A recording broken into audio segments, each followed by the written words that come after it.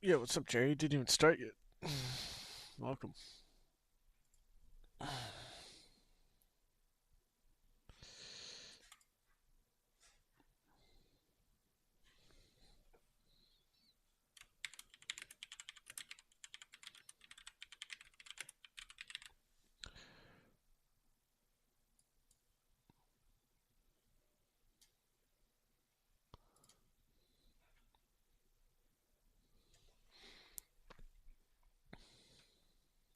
All right.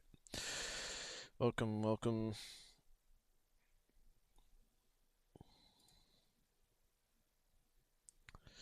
What's up, Plague? Tricks? Jerry got the medal for first.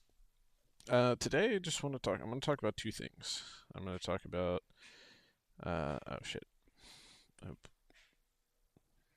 hopefully this is a stage. I usually do it at 11, but I have to go to a hockey game, so I'm doing it earlier.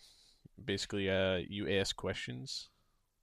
I will answer them to the best of my ability, so you can kind of get me in real time. Um, but I do want to talk about two topics first. I want to talk about, as you see, I changed my name. I want to talk about the philosophy behind one set and why I disagree with it. I would also like to talk about training specifically for women, and how it differs from training with men. No, not necessarily. I am. That's a good. That's a good point. I should introduce myself. I am Broly. My name's Evan. I'm a personal trainer. I started this community to basically give people free access to resources that are either misinformed or paywalled on the internet.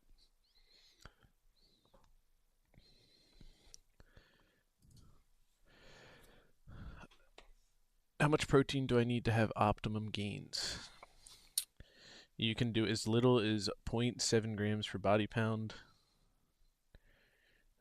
There is new literature that suggests the leaner you are, especially if you're cutting, the more you need, and you can even go upwards of 3 grams per pound. So yeah, Plague said 1.6 per kg. That's fine as well. Easy way to do it: one gram per pound or 1.6 your body weight in kg. That's fine. So there is a lot of different ways to train. Everyone knows that. It's kind of a confusing space if you're just getting into it. You see one thing on the internet: don't do this exercise, it's not optimal. You see another one: don't do that exercise because it's not optimal. Or you'll see that it is optimal from another creator. Now, it can be very simple or it can be very overcomplicated. This, the simplicity is, if you train hard, you train semi frequently, and you eat right, you will grow. You will develop. And that's the point I want to hammer home. It doesn't matter necessarily how you're training to an extent, right? It doesn't matter if you're doing one set, two sets, three sets, four sets.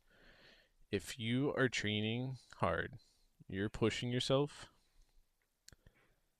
and you're recovering, you will grow. The reason I am against, I see the one set warrior. Your name inspired me. The reason I'm against 1 to 2 sets, especially for beginners, you're so new to training, you might not even know how hard to push yourself from the start, or you might not even be capable of putting it all in a single set. So I don't necessarily think they're wrong. I don't like training that way, but I'm not going to take that away from others that do. But I do not think that beginners should train, only 1 or 2 sets.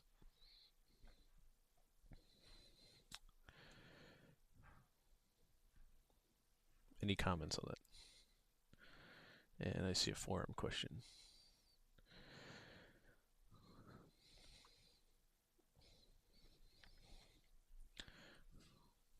Yep, Matt's answered fine. Uh, just make sure you're for Pratzel. You're asking about forearms. Just make sure that you are training your forearms not before a day that you might need them. So if you're doing some sort of back movement or something that requires your grip, like deadlift, make sure you're training your forearms after that or not the day before, just in case, a little too much volume or it's a new routine, you're going to be a little sore. You don't want it to affect your other lifts. What's up, Joey? How long will it take to lose my physique if I start working out? Diet will play a heavy impact on that. If you keep your diet, tip-top shape, protein intake good, you can maintain a pretty decent physique without working out, but you will appear deflated and, you will lose muscle at some point if you're not training. It'll vary. It'll vary a lot more on diet and what your change of lifestyle is. Feel free to shoot your question, Mats.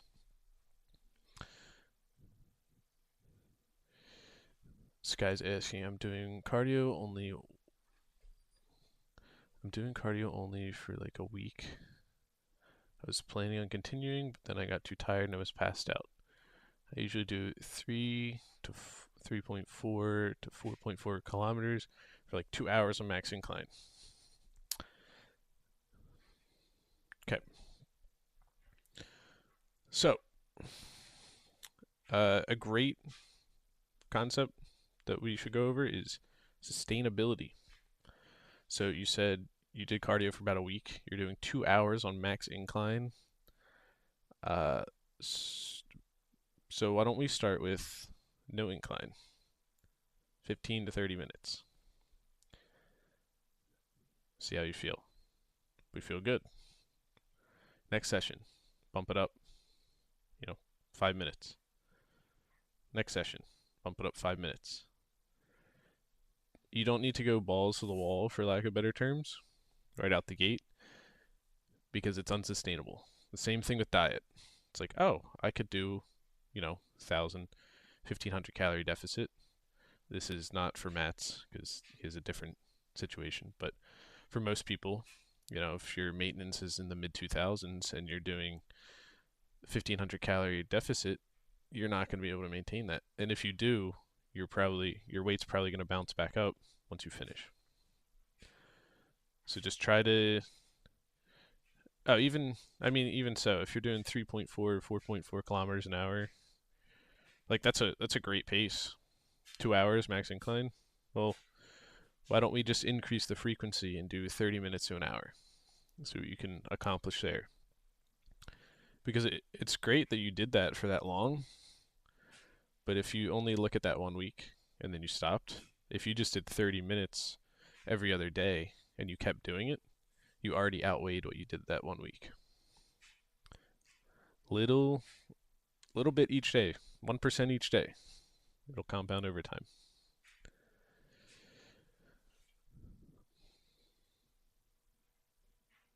Four sets of 8 to 12. So, right out the gate, especially if you're new, there's very few times you're ever going to do 4 sets of anything. Majority of the time, people don't recover enough. With that being said, you can do 4 sets of something. You just need to make sure that it's not being overlapped in other areas. So start out with 2 to 3, 8 to 12. See how you recover, and then you can gauge it from there. For example, I have started bench pressing again. I do 4 to 5 sets of bench press. However, I have taken out my other pressing movements to ease the load on the front delt, to ease the load on the chest, and I'm still a little bit sore sometimes. So it all depends also on, how close I am approaching to failure. Is being sore for more than a day a bad thing? With the legs, since they're a pretty large muscle group, it's kind of common. There is a clip and a resource floating around about maximum recoverable volume. I'll be right there, one set warrior. So if you're sore for an extended period of time, that's called DOMS, delayed onset muscle soreness. So you might feel good the day after, but then the following day it hits you like a truck. That can be common for too much volume, a brand new routine, or just being new to lifting in general. And that was for Lisa. So if you are feeling sore and it's not a routine and you've been doing it a little bit, try to reduce your volume. Mats is asking, when I started training 3 to 4 years ago, I did example 60 kg for 5 bench press and then 15 kilogram cable flies. Now I do 120 kg for 5 and 40. Great progression. I would suggest that damage accumulates harder when I lift substantially heavier. Will this result in more damage, tiredness, me? So yes and no. Um, your CNS for any really heavy free weight is going to take a hit no matter what. Now, you are technically doing more damage, but your body's also more resilient. You can also prioritize your recovery. So if you had the same recovery protocol for the last 4 years and you start recovering better, like an extra rest day, you may notice more benefit. If you're not having an issue with, well, I have another point. If you're not having an issue with recovery, then I would say keep doing what you're doing. But I know that you're doing a pretty significant cut, so you might want you might want that extra rest day. And going off that, so something with enhanced lifters, I'm not going to talk about how tendons aren't as strong, but I will mention a good point that I don't believe it was, I think it was Jay Cutler. He brought up the point that even though they are bigger and they're way stronger and they're enhanced and they're recovering better artificially, because of the sheer amount of volume they're pushing, they can't necessarily do much more structure wise than we can. So even though, you know, Jay Cutler and Ronnie were doing inhuman lifts, you know, incline bench press, 4 plates. Who the hell's doing that? You know, they're still doing, you know, X amount of sets, much like everyone else, because the volume is just and demand is so much higher. One set warrior, it's not necessarily you. It is Mike Menser specifically, but your name did always crack me up.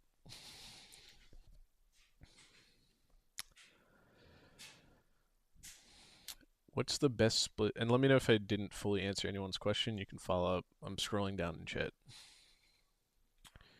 What is the best split for maximum gains? The best split for maximum gains was answered correctly by Ramon right below.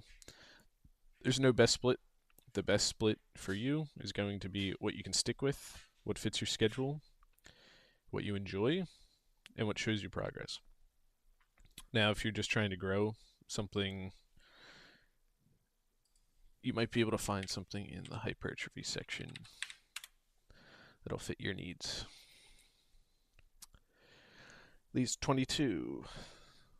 What should your diet consist of if you're trying to gain weight?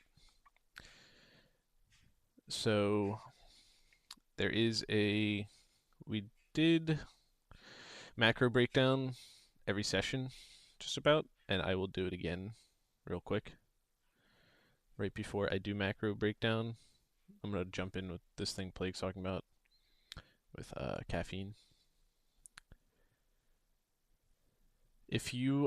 Caffeine and adolescence, if you are below 18, the reason they say not to drink caffeine is one, you might not be aware, and it could cause, you know, long-term damage or death if you drink too much. There are many stories of kids taking, you know, 8 scoops of pre-workout and whatnot.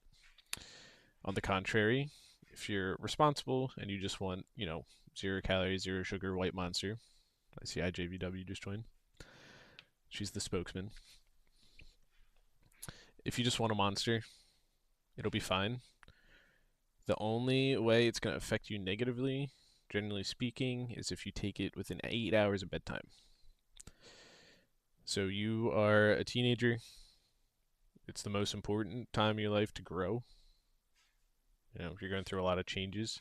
Usually those things happen at night when you're sleeping.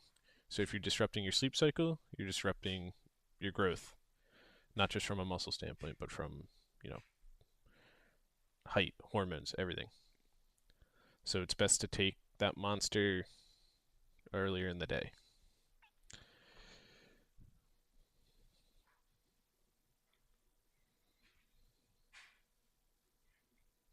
150 milligrams is fine.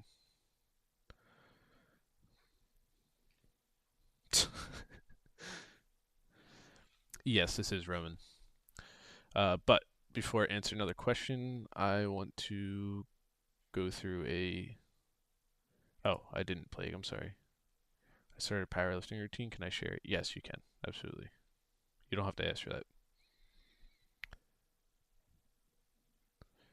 And then there was a how much should I eat? I believe it was Lisa. There it is. Yeah, someone is answering it. They usually have artificial sweeteners. Yeah. Are they? No way. That's your fridge. You're a mad lad. I mean, it's better than the beer, I guess, so the kids don't call you an alcoholic. All right. Artificial sweeteners, they have their place. That one thing that came out like a year or two ago from WHO about aspartame, you have to consume copious amounts. And wouldn't you rather enjoy a 0 calorie drink than a 150 or 210 calorie drink? Beggars can't be choosers. It's up to you if you want the full sugar or not, Plague.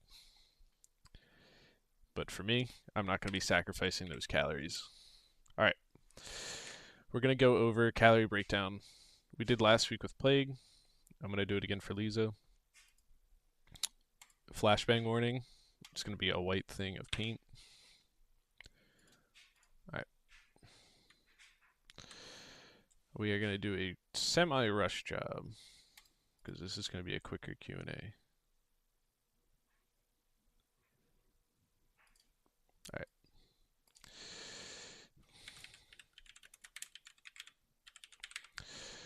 So, even before that, what is a macro?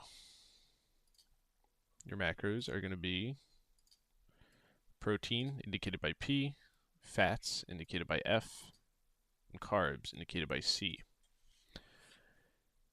Lisa, if you can provide me actual numbers, I will insert them there, but for the time being, I will continue using fake numbers.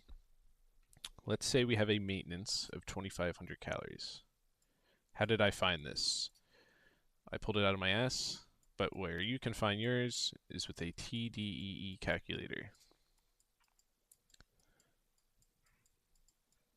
Oh my god, I always feel like I'm 5 writing this. So, I'm going to say 2,500 calories is my maintenance. Now, typically, a good range for a deficit, 2 to 500. People love the 500 number because it evens out to 1 pound of fat a week. Thank you for plugging that, Plague. So I will be using this number. This is what I use on my cuts. It is on the more aggressive side, but is still within the range of healthy weight loss. If you want a safer but longer approach, this should yield more muscle retention, but we are going to stick with this number for the demonstration.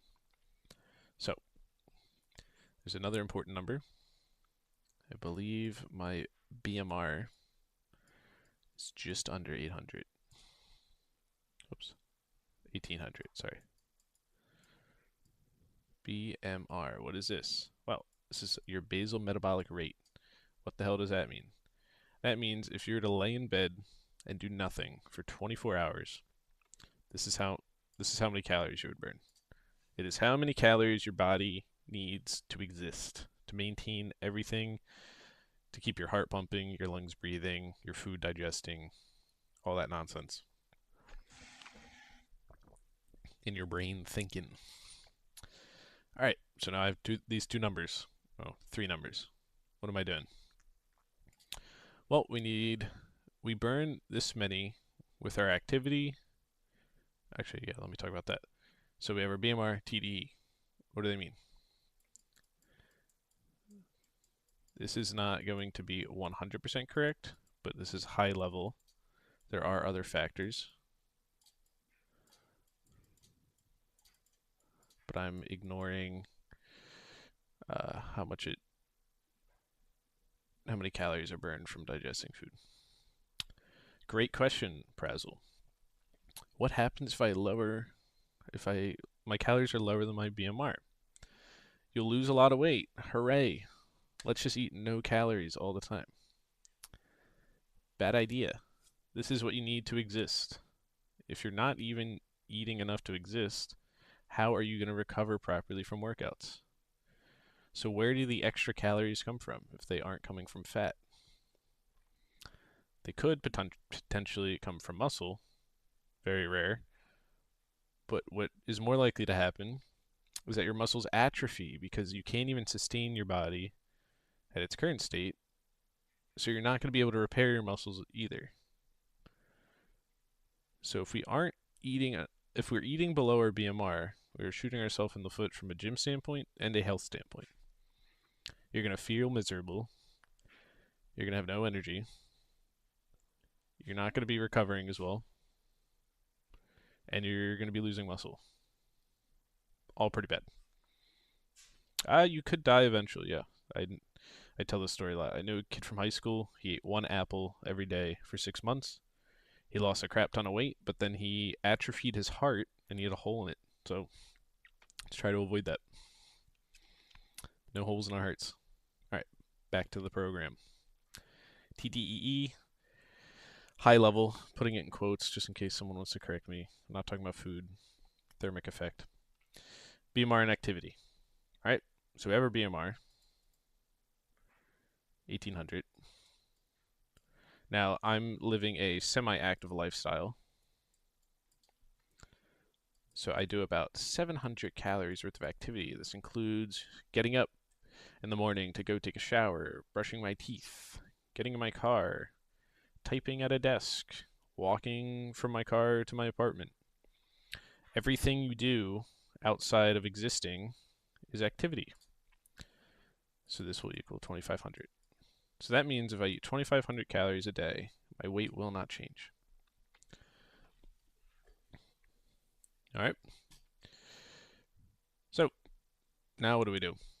We want to lose some weight, right? We're going to bring this bad boy in, the 500 calories. So we take our maintenance, or our TDE, and we're going to subtract 500 calories.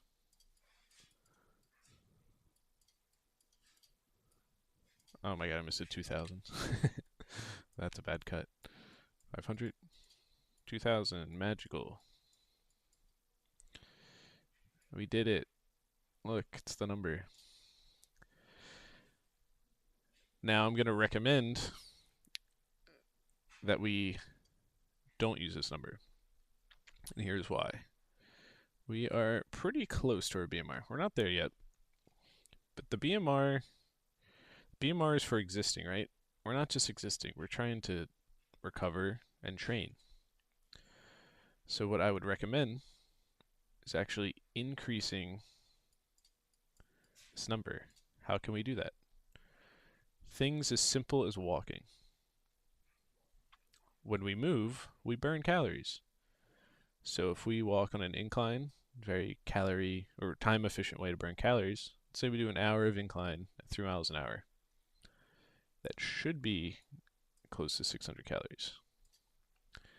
So now this number gets jacked up to 3,100. This number gets jacked up to 3,100. And now look at this. We are eating above our old maintenance, and we're still losing weight. We get to eat more and lose weight. How does that happen? How does that work? It's just it's just a spreadsheet basically. You could walk an hour on incline every day if you're recovering fine. I currently do. I got this. Oh, it's all the way over there. I got this little desk treadmill. I just hop on Discord with the boys. I walk for an hour. We watch, YouTube. I do it at like 11 p.m. It's probably not a great time to do it, but you got to get it in, and that's what works for me. You could, again, 600 is a lot. Yeah, exactly. Watch some anime, do some cardio. You don't have to do an hour on incline at 3 miles an hour. Do what you're capable of and works for you. It could be 30 minutes, 300 calories. Any way to get this number up means you get to eat more, you'll feel better, and you'll still lose weight. Now, is Lisa still in here?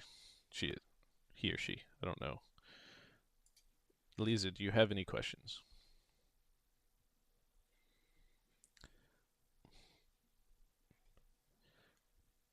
Sure.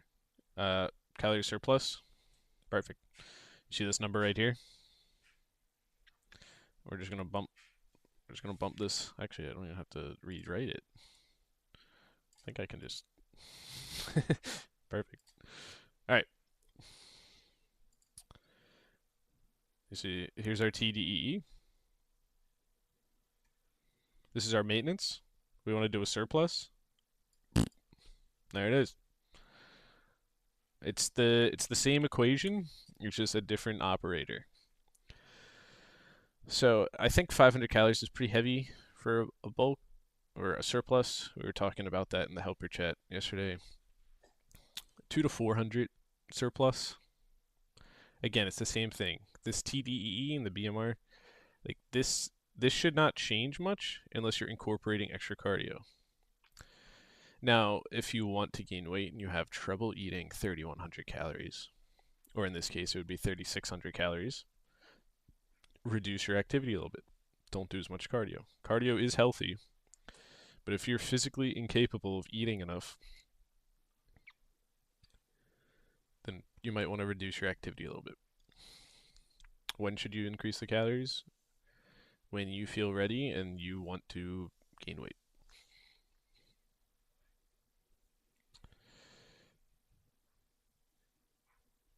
All right. Now, all right, cool. We got this. We're going to use this number now, 2,600. This is our deficit number from all the math.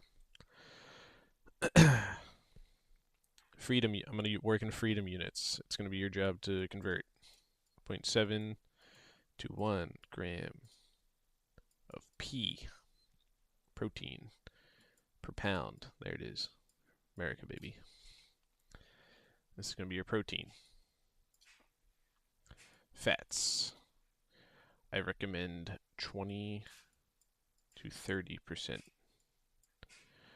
Only reason I'm recommending lower than the FDA is because the FDA doesn't make the regulations based off of people that want to gain weight. They assume everyone wants to maintain. The reason 20% is fine is because you're eating more calories than the average individual. So 20% of 3,100 is going to be more than 30% of 2,000. So, also, some people were here last time. Quiz time. Actually, I'm not going to quiz you. I don't have enough time. But protein, 4 calories per gram. Fats, the biggest macronutrient. Most energy, 9 calories per gram. And then, last but not least, our carbs, also 4 calories per gram. I said freedom units and then I did kcal. So how many carbs do we need? Well, let me get our trusty calculator out. Let's say 1 gram for simplicity's sake. So 1 gram per body pound. Ooh, we're going to use my weight because that's my BMR. Right now I'm 186 freedom units. that means 186 grams of protein times 4 protein or calories per gram. 744 cacao.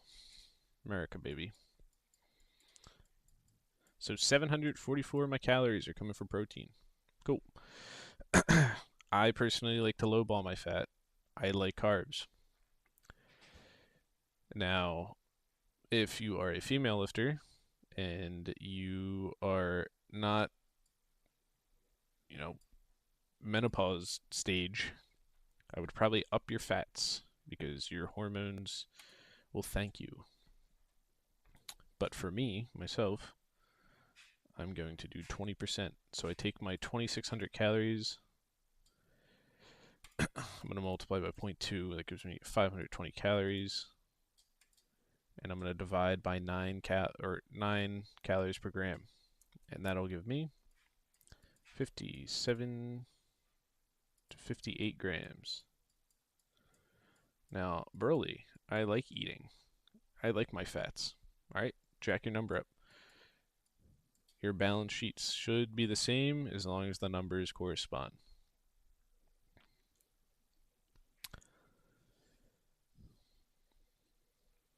See you, Gerald. Now, we got our fats, we got our protein. What's left? Carbs. So I'm going to add my calories for both. I'm going to subtract it from my total number. I'm going to divide by 4. 334 grams of carbs. That's a 3, I promise. All right, so 186 grams of protein, 57 grams of fat, 334 grams of carbs. Now, when you use the TDEE calculator, it's going to give you some crazy numbers. If you scroll down, don't scroll down. I would just take the time to do it manually. You'll probably feel a little better. All right, now I'm back to chat. Let me know if anyone has questions with that. I can bring it back up.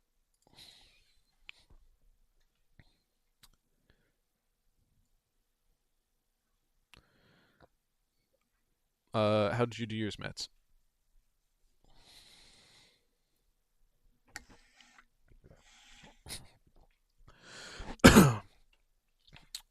100 calories could vary a lot. It could be like 4 handfuls of lettuce, or it could be, a little over 1 egg, or 28 grams of shredded cheese. That's actually brings up a good point. Well, Matt's types. What your calories are composed of kind of matters too. There's something called volume eating. Yeah, there it is. Tricks you said. So you could have, a thimble of cheese or a thimble of peanut butter, or you could have like a Greek god spread of, low fat, less calorie dense food. They have bread out there that is, packed with fiber. There's an exchange between fiber and carbs. You might see like carb conscious brands. They just be careful with those. Don't eat too much because you'll eat way too much fiber. But they're good for, if you want to make something that you used to enjoy, but it kind of just derails your cut, like a peanut butter and jelly, right? Who doesn't love a good peanut butter and jelly? You can cut a decent amount of calories by using like 647 bread. It's 40 calories a slice. And something like P2B, it's powdered peanut butter. So if you use powdered peanut butter, you mix it with water, comes out pretty decent. Like right there, you just save 200 to 300 calories just by changing the bread and the peanut butter. You still get the peanut butter and jelly esque taste. It cuts that craving, but you're also not ruining your diet.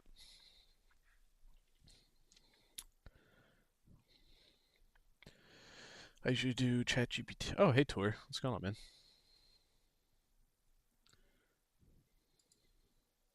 When calculating for protein when on weight loss or weight gain, should you gauge protein on your current body weight or target body weight? Either. If you're doing 10% weight changes, won't make much notable difference. True. Now, Tor brings up a good point. If you are pretty overweight or obese, a lot of recommendations are target body weight, because not many people know how much lean mass they have. Because even if you, let's say we are 250 pounds and we want to be 150, now that does fall under the, 0.7 threshold, but the chances are, because of the high body fat percentage, that it is still within the proper ranges. Because since body fat percentage is high, lean mass is going to be skewed a little bit. It's not necessarily going to be that of an athlete or a trained individual. So even over 10%, I've heard some recommendations from people that do this for a living on podcasts and whatnot that say you can do your goal weight as well. But who doesn't like protein? All right, back to what Matt said. Use ChatGPT for his BMR and TDEE. Height, weight, gender. Yeah, that is a cool way of doing it. They are just formulas. The height, weight, and gender are the most important aspects of it because that's how they're weighed. Like women will always have a lower BMR at the same height and weight, just because of body functions. The activity part scares me a little bit because there's so much misinformation out there. I'll have to try it, but a lot of people overestimate how much weightlifting burns calories. It's not very good at burning calories. Maintaining our muscle burns calories. That's true. Eating protein burns calories. That's the thermic effect of food that I skipped over.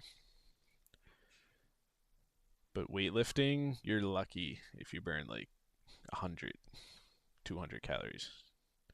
Like 200 calories is, I don't think many people would burn 200 calories weightlifting. So that's why the walking is important, the biking, however you want to get that cardio in. Yeah, if it worked, then that's dope. And you have an interesting situation for reference. Matt's BMR is like, or maintenance is like near 4,000 calories. The dream. So he is doing a little more of an aggressive cut, but I don't necessarily think it'll be yeah. All right, his maintenance is 4,400 to 4,800 because of the amount of biking he does. So him eating closer to 3,000 calories isn't crazy. Like normally you'd be like, what the hell, 1,500 calorie deficit, but I'm interested to see how it results. I wouldn't be worried, for lack of better words.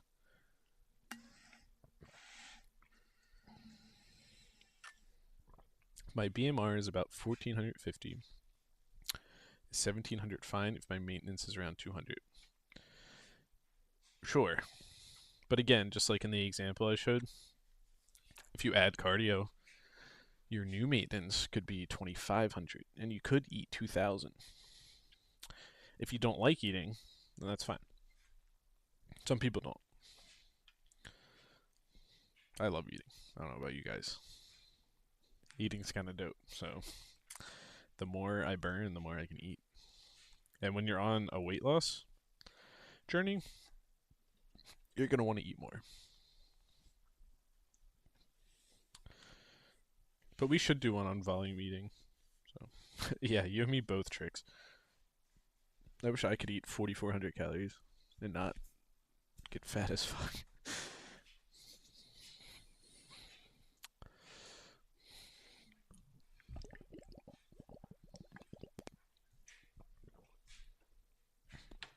All right, any further questions?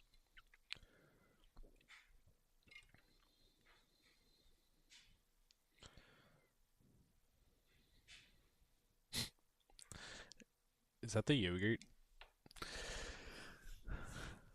If you're eating half a kilogram of yogurt, that's crazy. You get used to it, okay. Uh,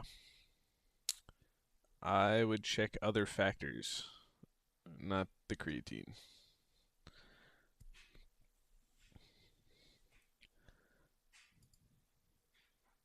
There's very little evidence to suggest it does. Maybe it did for you specifically.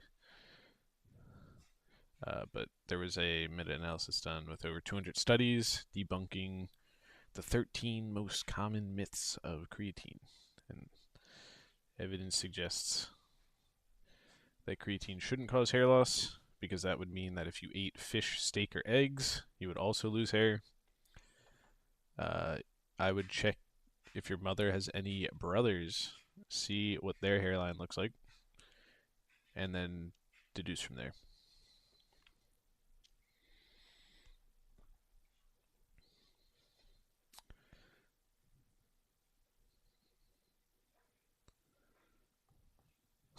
Oh God, dude, don't get me started with the quantum.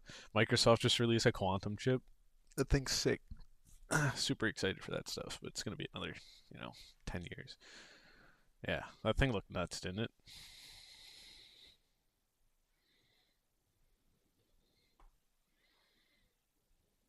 Sorry. It looks nuts too. It looks like a. Oops. For those that don't know, it kind of looks like the forbidden processor. Like we weren't supposed to have it. It's in chat for reference. It's kind of badass. It's also huge, by the way.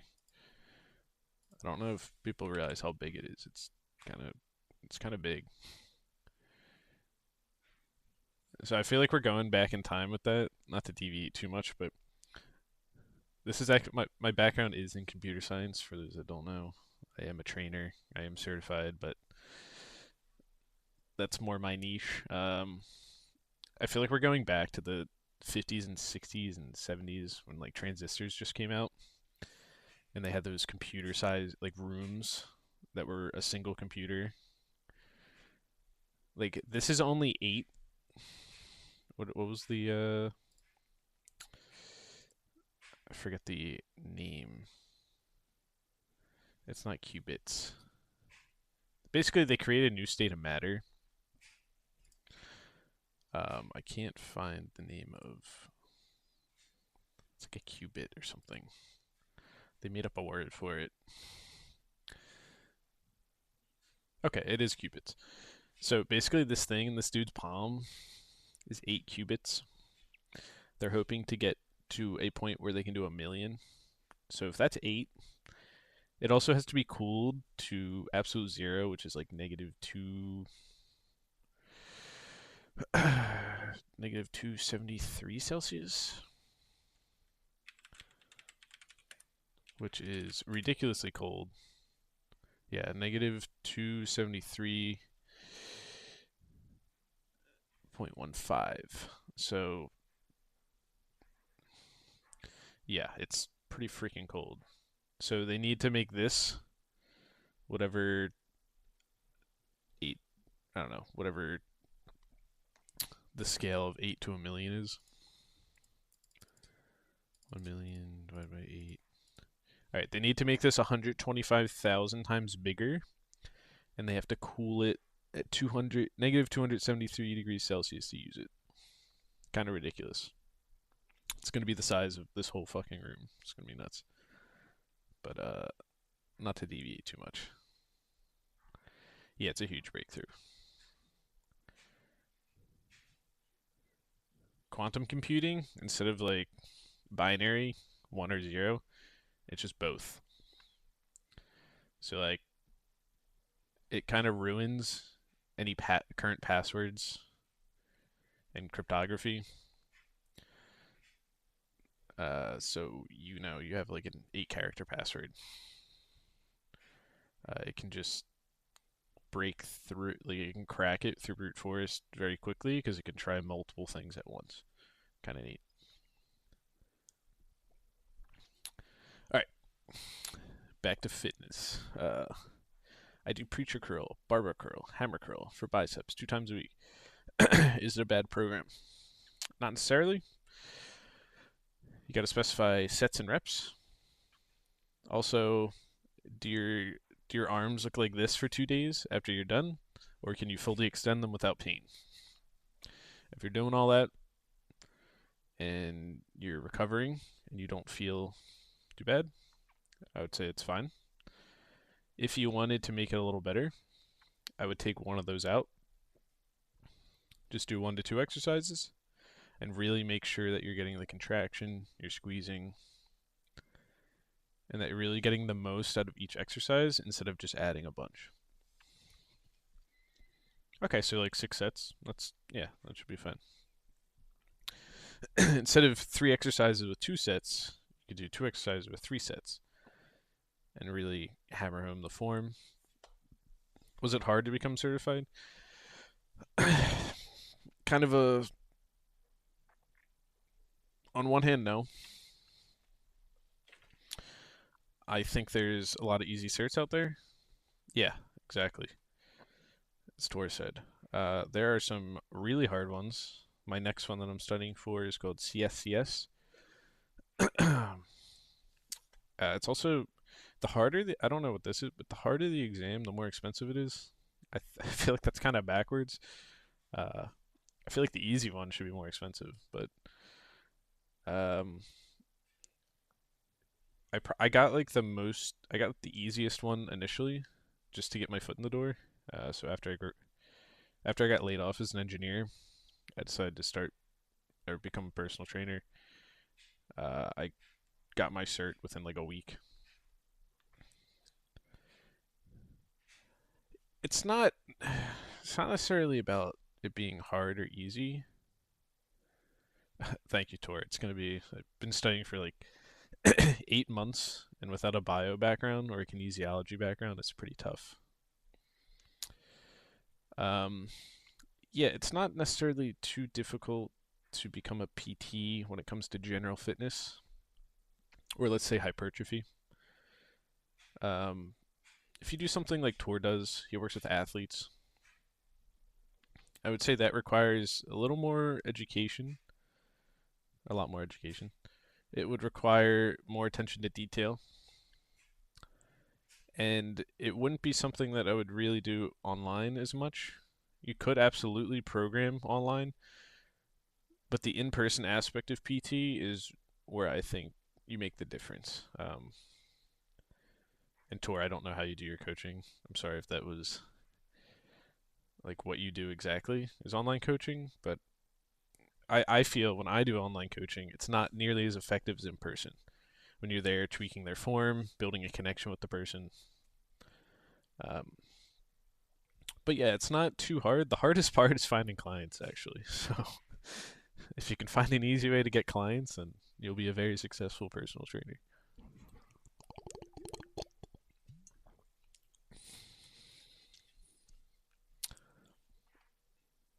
I think people like you guys that kind of want to learn and want to just understand what makes things happen. In 5 to 8 years, you could get a certification with very little studying and pass.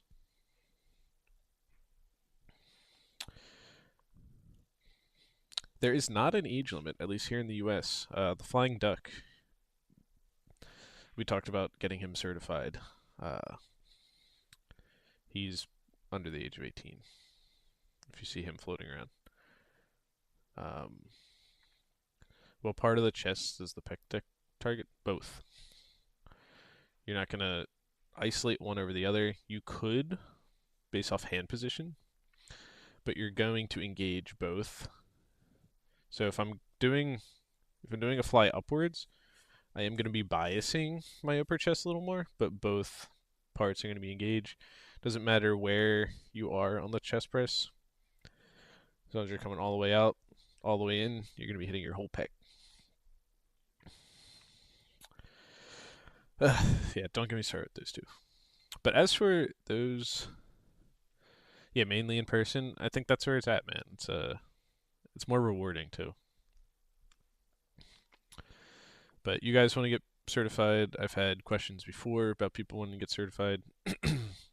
I think in this next coming week or two, I will either maybe Monday we could do a little Q&A on how to become certified or how to get into the field. You can do it online, absolutely. A lot of people do. And maybe we'll make a little roadmap. See you, Tor. Thanks for popping in. But maybe we'll do a little roadmap for how to become a PT. That could be cool. Yeah. I will make a promise that I'll do that, actually. Yes, I can. Scrolling back up, Plague. And while I do that, I'm going to answer favorite back exercises. I've been loving those T-bar rows, man. Or, sorry, not T-bar. Barbell rows. Oh boy. Just so you know, Plague, I don't usually coach powerlifting. I talk a lot about it with Flying Duck, but I do not coach it. Let me share with the class. What am I doing?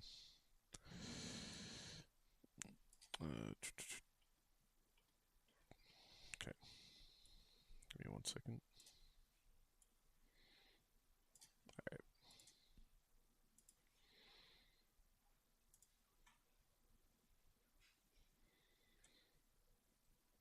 Yeah, go for it, Zeal. I'm gonna pop his program up. Oh, I just shared Discord. Trolling.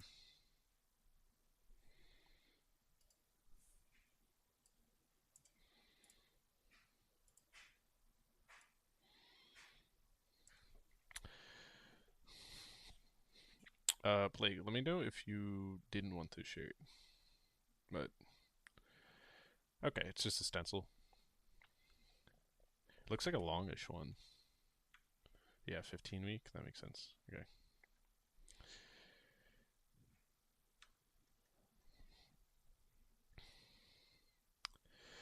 Yeah, no worries. Prazel or Prazels. I'll get the phonetics one day.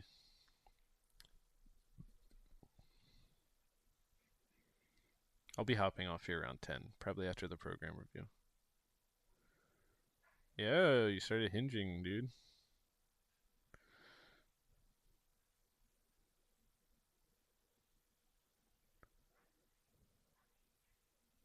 That definitely wasn't an RPE 10 3 rep.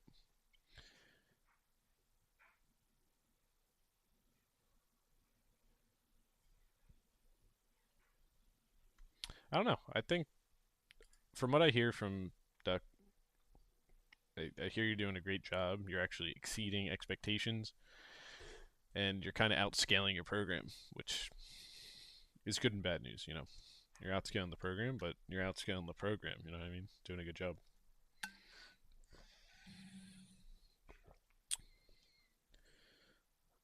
Okay. Sorry about that. I clicked off of it. My bad, Lisa. Yeah.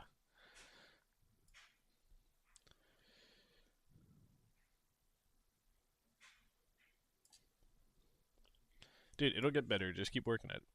It's just like you're not going to master it in a week. All right.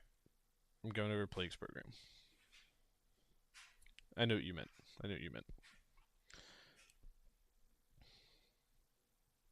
I actually just talked to Duck about that yesterday, or 2 days ago. I be checking in, Zeal. Don't you worry. I know what's going on. I know that Hedgehog's not following this program. All right, we have 4 sets of squat. Let's can I edit this? I can't edit this. Can I? Oh, Google Drive. All right. was going to edit it so we could see it filled out, but it's fine. Great choice. This is what I'm doing right now. For those who don't know, pause or tempos. One thing I found out yesterday, which makes me not believe in Mike Isertel anymore. There's no evidence to suggest that tempos change hypertrophy gains. So this isn't for hypertrophy, for the record. This isn't required in competition. So Larson's super cool. For those that don't know, you're on a bench press and you just let your feet dangle off the front. You don't put them on the ground. That gets her to leg drive. You're not generally supposed to arch with it. It's like all tricep and chest. Thanks for joining, Mets. Yeah, Larson press is dope. That's what I've been doing right now to build my bench. Very cool exercise. Then we have conventional deadlift clusters. Dope. And a little accessory movement for squat. How far does it go? 5. Let me see. Okay. It says 15 weeks. Do you just repeat it 3 times? I only see 5 weeks.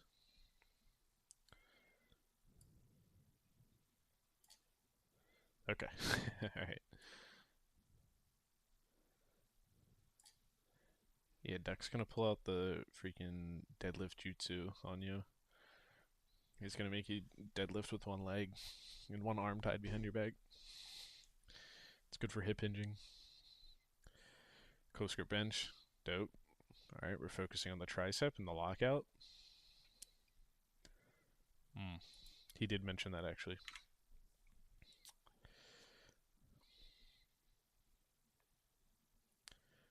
Accessory for chest. Super dope. Row. This is a very bench focused day. A little bit deadlift. It's all the back movements. Plague, when you start this, yeah, they're not gonna have like isolation shit like that, because it's unnecessary. Unless, yeah, they're not gonna have anything like that because it's not hypertrophy. You're taking out everything that's not required. Yeah, you're gonna get pretty strong pretty quick, Zeal. Don't you worry. So, for the record, Plague, you do have rear delt. A row of choice. A row of choice. A row of choice. You're going to be using your rear delts on just about every row. So it is being hit, it's just not being isolated. It's also extremely hard to isolate the rear delt. I don't know if you can still see my camera. I'll do it at the end. Very interesting and cool way to target just the rear delt without any of your other back.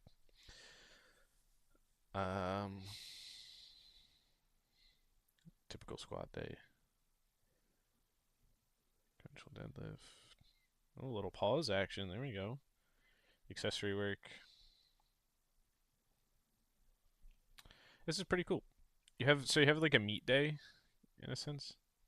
Not exactly, but you have like a meet day kind of to start it off to get your values. You're gonna go through the week. Wait, what the? Oh, okay, yeah. You're gonna go through the 5 days. Also, 5 days not as common for powerlifting. Then week 2, same thing. We're gonna do like a competition day, you know. Except it's gonna be 5 reps, and then it should over time. Yeah, okay. It should slowly over time reduce the reps. So at week 5, we're gonna do 4, 3, 3, 4. So you're gonna do a top set, I would assume. It kind of, I can't give full. I need to see the values. I'm assuming this is your top set, and then you're doing back downs, but I'm not sure.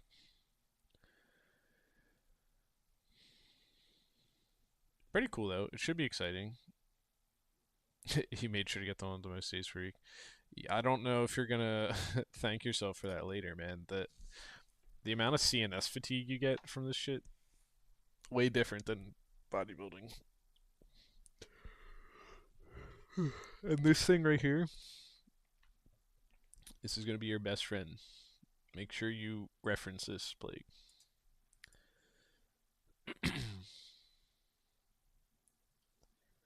Okay, because like if you're on day one, week one, in this competition squat, you're doing 5 reps, and it's a 10.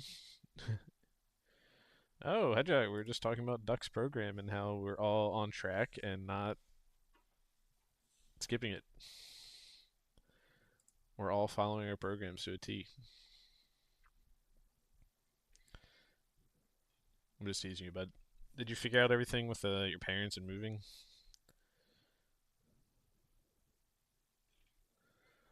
Good man, good man.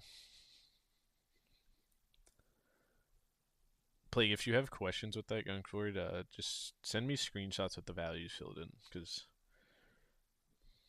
or talk to someone like Flying Duck. He's much more versed in powerlifting.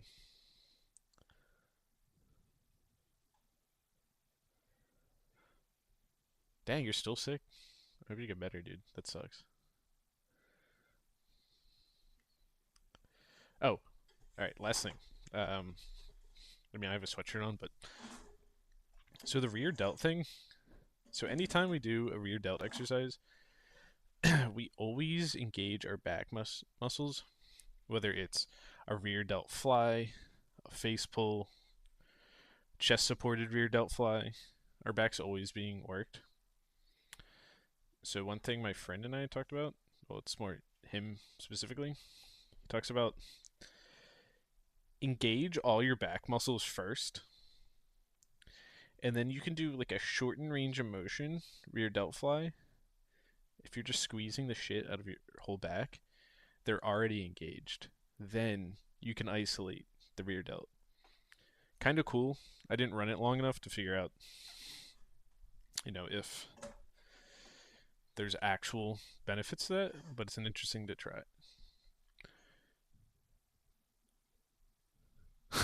Yep. Get this guy out of here.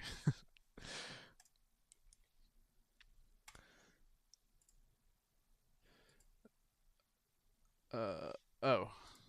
Yeah, that should be your SI joint. That's where I broke my back actually. Some things you can talk to him about. Reverse hyper.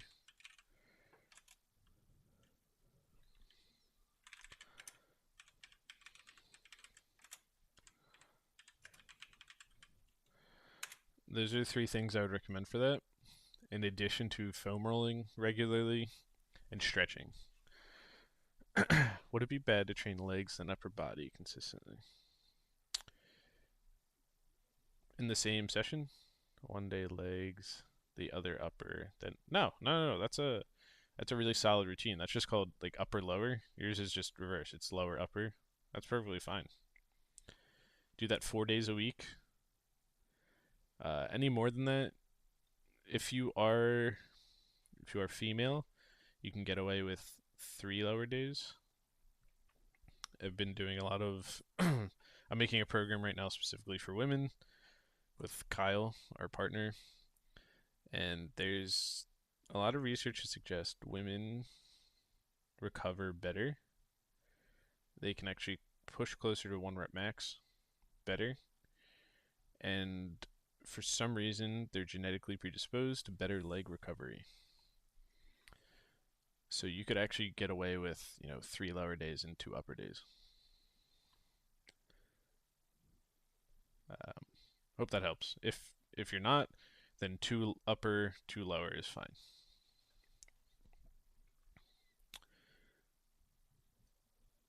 Yeah. But I broke my back when I was like 15 before I trained. Uh, it does give me a lot of injury or issues, but I'm working on them. By the way, any idea how Duck manages 4 times a week bench? Yeah, because he's a freak. But he's also like falling apart right now. Uh, but his bench is like almost at my all time, and he's 30 pounds less. It's crazy. And he's only been lifting for 2 years. Yeah, upper lower 4 times a week is best. Yep. I mean, if you feel good, you can either add an extra session. Some people like upper lower arms, or upper lower accessory day if you want that fifth day, or you can just add more to your other days. And ideally, you might want to rest in between, so like upper rest, lower rest. But if you just want to run them all straight, I would still suggest, at least after if you're doing upper lower, rest at least one day between the next one.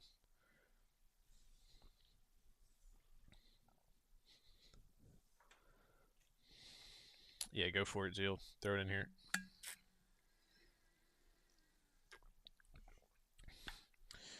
It will take time, Lisa, but you will get there. Progressive overload, train hard, and yep, that's where all the growth happens.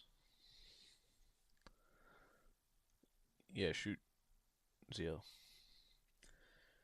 Ramon, I've been weightlifting for about 2 years now. Recently switched to PPL to a 4-day split.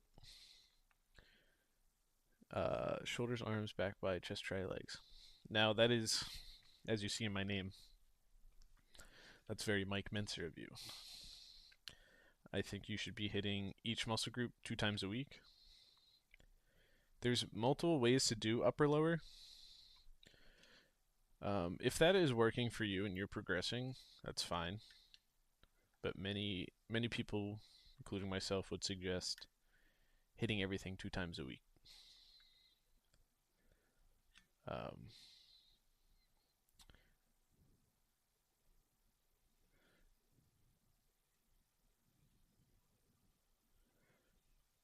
is recovery different for females? They can recover better from higher volume. At least some literature would suggest. I don't know. Did you word it wrong? It says your 4-day split: shoulders, arms, back, by, chest, try, legs. I'm seeing chest once a week, back once a week, legs once a week. So it's a 4-day split. You're hitting those three. I'll watch that in a second, Zeal. You're seeing those three. I'm just saying Mike Menser because he's like, you only need to train things once a week, or once every 2 weeks, because you're hitting it super hard. Um,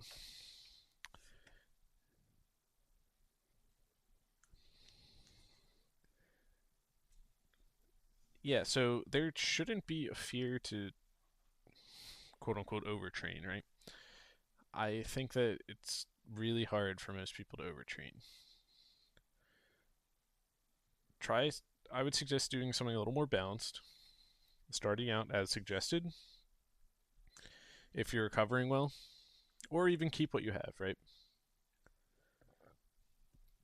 Okay, so you enjoyed training muscle group twice a week, then I would, if you want to try a 4-day split, you could do one of two things.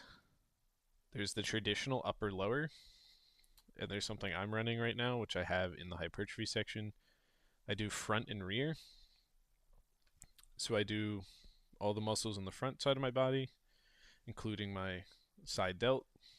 So I'm hitting quads, but I'm also hitting all my push muscles. So chest, abs, delts, biceps. There's a little nuance to it. There is one down below in the program section. So I'm hitting biceps 3 to 4 times a week. I'm hitting my hamstrings technically 4 times a week. And the glutes are indirectly being trained 4 times a week. But everything else is being hit twice. And I'm resting every other day. So there's a lot of recovery nested in there. It's very fun because you get to, like I'm not a huge leg day enjoyer, but I get to hit legs every day. So instead of having one big leg day, I have 4 smaller leg days. It's an interesting split, but if not, try an upper lower, upper lower. just for the frequency. All right, see how I'm watching this video.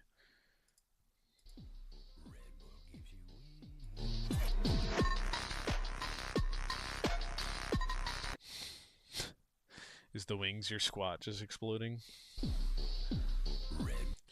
Dude, yeah, you show that first video of the squat. That is crazy. It's crazy you didn't die right there. Look at you, Zeal. You're all grown up, man. You're geared out. Your squat's dope. Your deadlift's getting better. Your bench is getting better.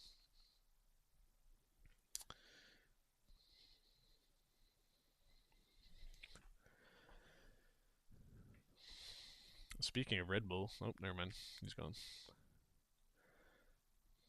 The thing is, I hate about my push days is that the chest, shoulders, try has gotten too much training. That's fair. Focus more on compounds. So instead of a bunch of isolation work, do like one. We can craft one real quick, and then I got a dip. But we can do do incline for 4 sets instead of 3, and then do 2 sets of flies. Right? We have 6 sets of chest right there. You could do some sort of dumbbell press or shoulder press, lateral raise. So we have 4 right there, and then 1 to 2 tricep movements for accessory, either extension or push down. So that's only 5 exercises, possibly 6, and you're hitting all those push muscles. Were you doing anything more than 5 to 6 exercises? Lisa asks, should I be doing sets until it starts to hurt? Hurt owie? No. Hurt Bernie? Yes. Not necessarily should you do it until then, but those are a good sign that like the hurt Bernie is a good sign that your muscles are being worked in the areas they're supposed to be worked. I would set up a rep range. Yeah, here. Please check out any of the programs in here.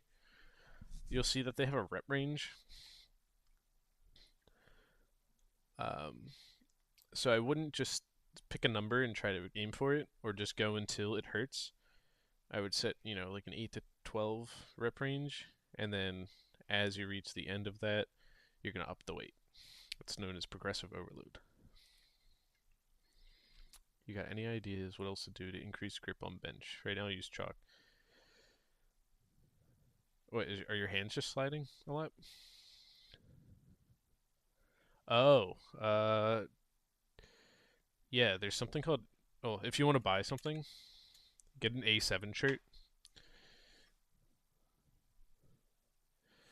They have like grips on the back. Oh, you can't use one in comp? Um, hmm. Hopefully your comp has a better bench then. You can use a mat, but you can't use an A7? What the hell federation are you lifting with? Yeah, what's up, dude?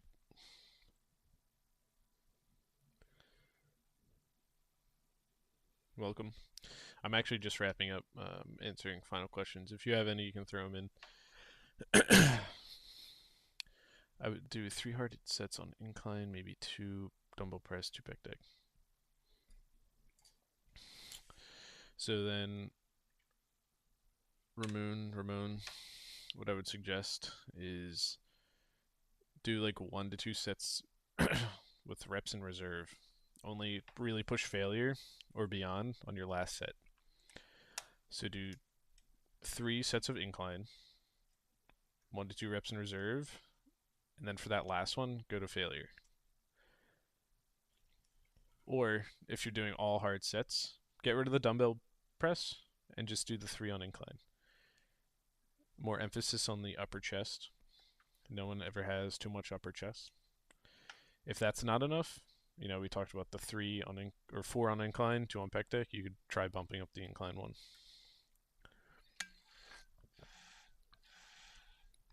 I stopped using mat on my bench because I realized I can't use it.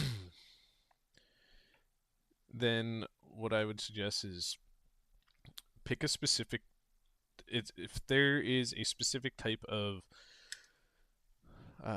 clothing you need to wear.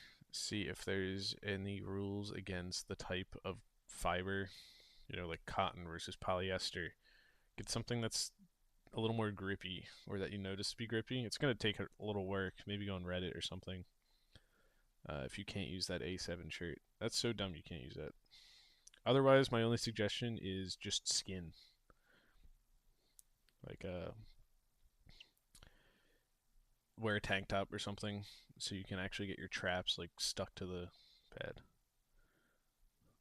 Because your singlet should be like a tank top. So yeah, just bring a tank top to the gym. Wear it only for bench if you don't want to wear it normally. And just throw that thing on.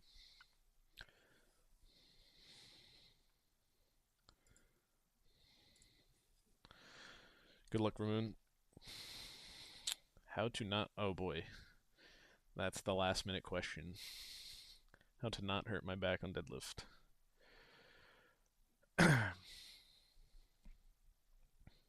Have you looked into form at all? That wasn't meant to be condescending or anything. That was a genuine question. Like if we go on YouTube, I don't have any deadlift tutorials in here, but I will find you one that I can link. I don't have a bar or anything here. I believe Jeff Nippard should have one. He's a reliable lad.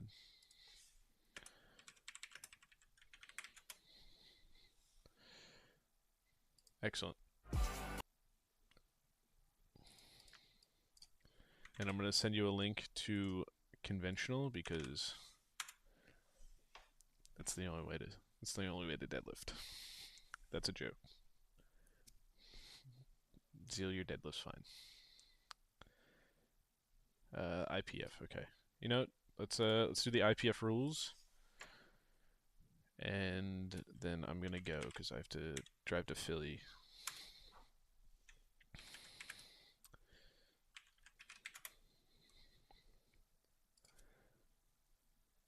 All right, first I'm gonna drop a little knowledge like Ty Lopez.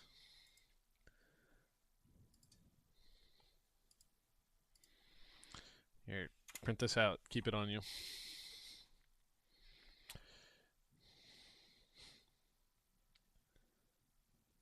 Okay. And no, also Brazilian boy. Try that out next time you're in the gym. Watch it before, watch it during. Record your set, post it in the form check, and then we can help you a lot more. Face fat is going to come from calorie deficit, more than likely. Yeah, just losing body fat, which I wouldn't suggest if you're 16. It's okay to have a little face fat.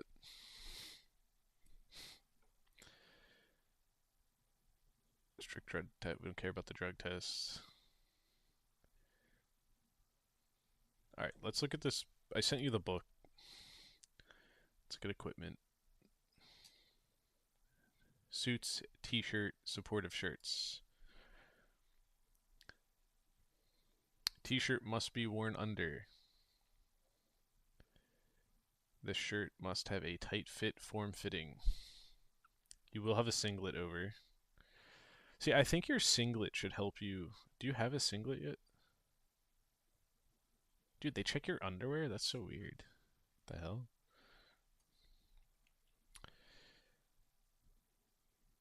Alright, Zio, download that PDF.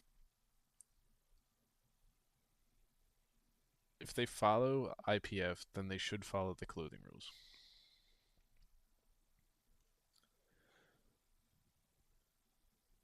You can wear a supportive shirt if it confines to. Go to page 15 and 16. I'm not going to paste it in here because the formatting's not going to stay. But all right, thank you for those that joined. I know you guys just topped in, but I'm wrapping up Slade and Sayak. Sayak? Sayak? I suck with the phonetics with all these Discord names. Appreciate everyone for hopping in. It's been a while, Mavery.